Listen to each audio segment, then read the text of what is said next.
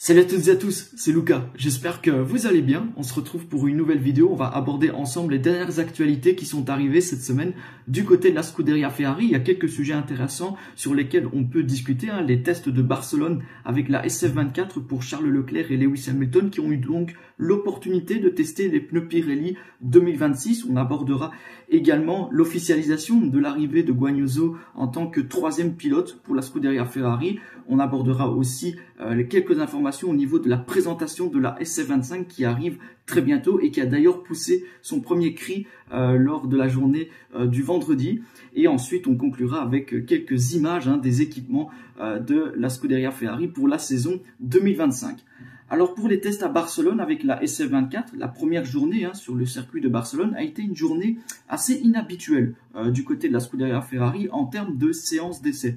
Alors Maranello a pris la piste avec deux voitures différentes. Si d'un côté de la voie descente, Lewis Hamilton s'est concentré exclusivement sur le développement des pneus Pirelli 2026 au volant de la SF24 pour la première fois, Charles Leclerc, lui, a suivi un programme assez différent. Leclerc a consacré une partie de son programme à terminer les essais TPC, donc les Testing Preview Cars, avec la SF23. L'accident d'Hamilton, plus tôt dans la journée du mercredi dernier, avait empêché finalement le monégasque d'effectuer sa séquence qui a donc été rattrapée. L'après-midi, les rôles se sont donc inversés avec Hamilton qui a pu rouler plus longtemps sur la SF23 tandis que Leclerc a utilisé la SF24 modifiée pour les pneus Pirelli 2026. Selon le kilométrage effectué pour les pilotes en piste, Lewis Hamilton a effectué un total de 87 tours pour cette première journée avant de céder le volant de la SF24 à Charles Leclerc qui lui a effectué 86 tours. Alors si la première journée a été une journée d'essai assez spéciale pour Ferrari, le deuxième jour, Maranello s'est entièrement consacré au test des pneus Pirelli 2026. Les deux pilotes Ferrari se sont partagés équitablement le travail en effectuant 74 tours chacun avec la SF24. Leclerc a pris la piste lors de la séance du matin et Hamilton a roulé l'après-midi. Alors, les médias ont également expliqué pourquoi l'équipe a choisi d'utiliser la SF24 pour ses tests de pneus Pirelli 2026. Ferrari a donc décidé de participer aux essais de Barcelone avec la voiture 2024. La plus récente que le règlement permet d'utiliser et celle finalement qui a la plus grande force d'appui. En fait, l'ancienne et assez problématique SF23 n'était pas la meilleure voiture pour utiliser la collecte de données sur les pneus, tant en termes de fenêtres de fonctionnement et de refroidissement des pneus que de dynamique de suspension qui était quand même très éloignée des références actuelles. On le sait aussi que Ferrari disposera d'une voiture 2025 dont Vasseur a admis que 99% des composants seront différents avec un châssis entièrement révisé par rapport à la SF24, ce qui rend en fait quelque part judicieux d'utiliser la récente monoplace comme moule car pour ces tests importants avant le prochain changement de réglementation. Alors l'actualité cette semaine, c'est également l'arrivée de Zhou Guanyu en tant que troisième pilote. En 2025, il y aura donc un nouveau pilote de réserve chez Ferrari pour épauler Antonio Giovinazzi.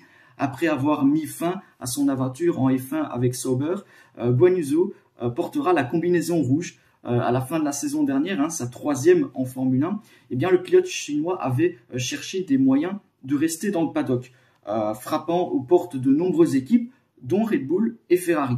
Alors l'option du pilote chinois a toujours été sur la table du côté de Ferrari, suite au bon retour qu'il a reçu même à la fin du championnat, lorsque Sauber a progressé avec les dernières mises à jour face à un pilote vétéran comme Valtteri Bottas, qui lui a trouvé un rôle de troisième pilote du côté de Mercedes. La candidature de Zhou est restée en suspens tout au long de l'hiver, Ferrari ayant évalué tous les profils disponibles avant d'opter pour Guanyu, probablement aussi en raison de l'accord avec Cadillac pour la fourniture des moteurs dans lesquels Loudon, le futur team principal, joue le rôle de directeur d'équipe, donc une personne qui est proche du pilote chinois sur le plan professionnel.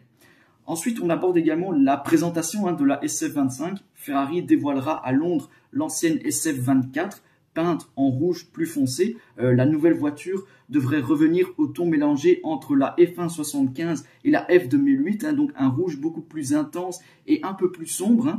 La SF25, elle est actuellement en phase de finalisation des dernières pièces pour les premières unités qui seront donc utilisées lors des essais à Bahreïn.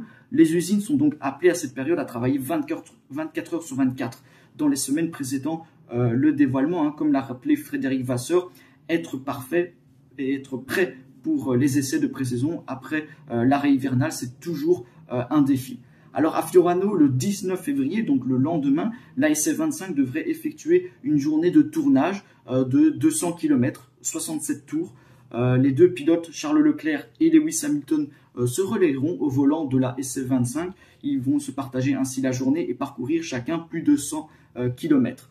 Mais l'information surprise, elle est arrivée durant la journée d'hier, puisque la Scuderia Ferrari n'attendra pas finalement le jour du tournage, le 19 février, pour dévoiler sa nouvelle monoplace au monde entier, puisque le 18 février au soir, donc après l'événement commun à Londres, elle partagera sur ses réseaux sociaux des photos de la SF25 et des détails sur ce qui est la première monoplace de Lewis Hamilton chez Ferrari et la 7e de Charles Leclerc.